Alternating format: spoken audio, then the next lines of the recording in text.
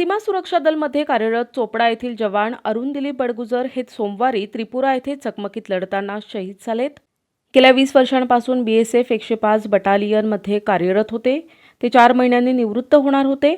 सोमवारी दुपारच्या सुमारास भारत-बांगलादेश सीमेवर दहशतवाद्यांशी झालेल्या चकमकीत 2 गोळ्या लागल्यामुळे त्यांना वीरमरण आले, अशी माहिती जवानाचे मोठे भाऊ रवींद्र बडगुजर यांनी दिली आहे. ही वार्ता सायंकाळी कुटुंबियांनी कळताच एकच आक्रोश केला. त्यांच्या पश्चात आई, वडील, भाऊ, पत्नी, मुलगा, मुलगी असा परिवार आहे.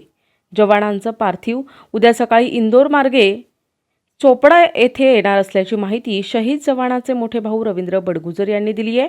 माझ्या भावाचं BSFमध्ये त्रिपुरा आसाममध्ये ड्युटीला असताना त्यांना 2 गोळ्या लागून त्यांचं निधन झालं आहे.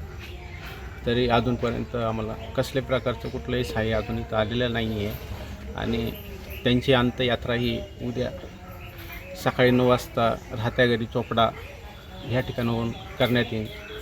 तरी आपण सगळ्यांनी सहकार्य करावे ही आपण सगळ्यांना नम्र विनंती. भाऊ, ही घटना काल किती वाजता घडली आणि तुम्हाला कधी फोन आला? ही घटना काल 12:30च्या जवळपास घडली. ते ड्युटीला असताना आम्हाला एक 1-1:30 वाजता वार्ता आली की असं घटना घडलेली आहे. आम्ही त्यांना उपचाराला नेलेलं आहे आणि संध्याकाळी 7 वाजता सांगण्यात आलं की त्यांना उपचारादरम्यान त्यांचं निधन झालं आहे.